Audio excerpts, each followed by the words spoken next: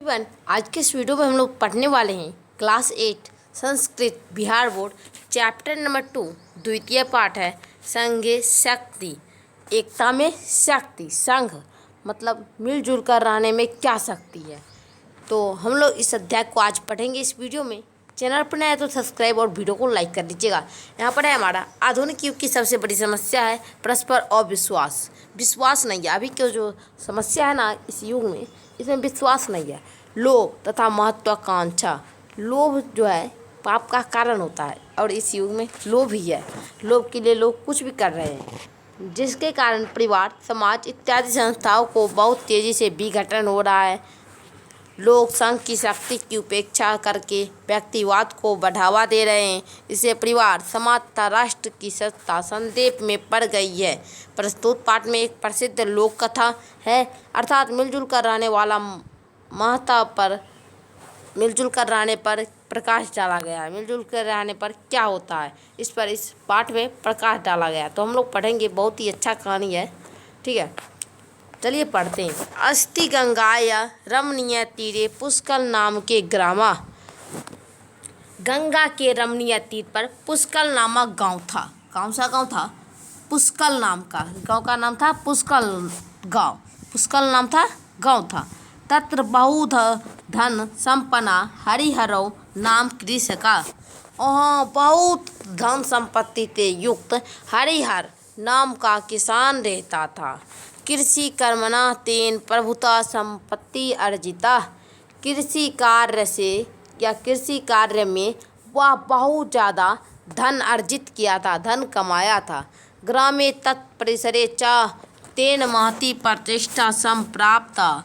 वह जो है अपने गांव अब चारों ओर के गांव और अपने गांव में भी बहुत ही प्रतिष्ठा प्राप्त किया। तस्य चत्वार पुत्रा अभुवन।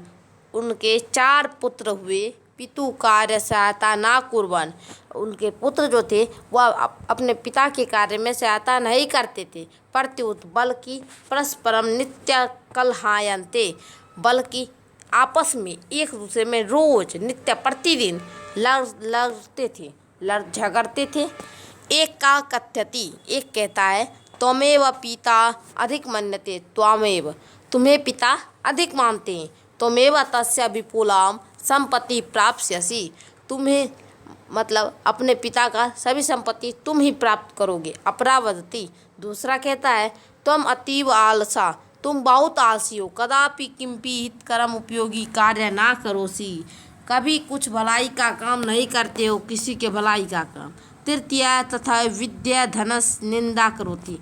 और तीसरा जो था ना वह हमेशा विद्या धन के लिए, वह विद्या अध्ययन के लिए निंदा ही करता था। चतुर्था विद्या ध्यानाय पितु धन याचना करोती।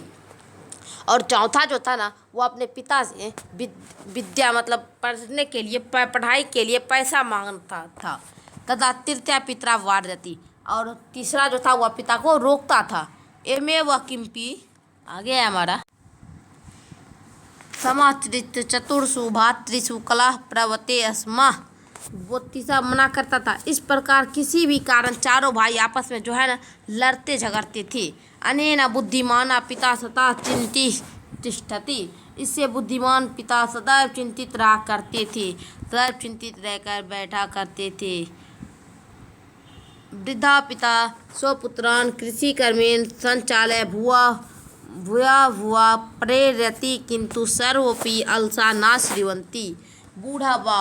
बूढ़ा पिता जो था अपने पुत्रों को खेती के लिए प्रेरित करता, किंतु सभी आलसी पुत्र जो थे उनके सुनते ही नहीं थे। एक दशा वार्धक्यंती रोगेन ग्रस्त सास्य सीनो जाता। एक बार जो वह बूढ़ा आदमी था, वह बूढ़ा व्यक्ति रोग के ग्रस्त होकर बिछावन पकड़ लिया। ठीक है। सा कलहायंसु पुत्रेषु संग बाध्यता मत्व बोध नाय उपाय चिंतया। वह जो है अपने पुत्र के बीच लड़ाई नहीं करने के लिए तथा एकता बनाने के लिए, एकता मतलब अपने उसके चारों पुत्र एकता में कैसे रहे, मिलजुल कर कैसे रहे, ये उपाय सोचा था। उसी के लिए वह रोग का बहाना बनाकर बिछावन पकड़ लिया था। सर्वोऽनपि पुत्राय नाहौ सा एक समय सुबद्धा दंड चतुष्टा दत्त्वा प्राय तुम्हें न भंजाय।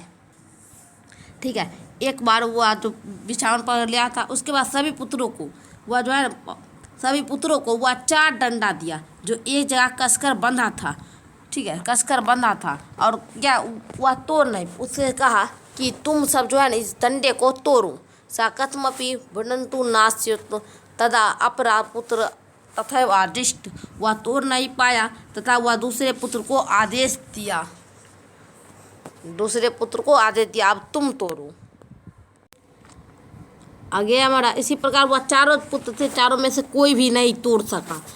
तदा वृद्धा पिता दंड चतुष्टय निर्वेद्य एकैकम दंडम एकैकस्मै पुत्राय दत्तवान।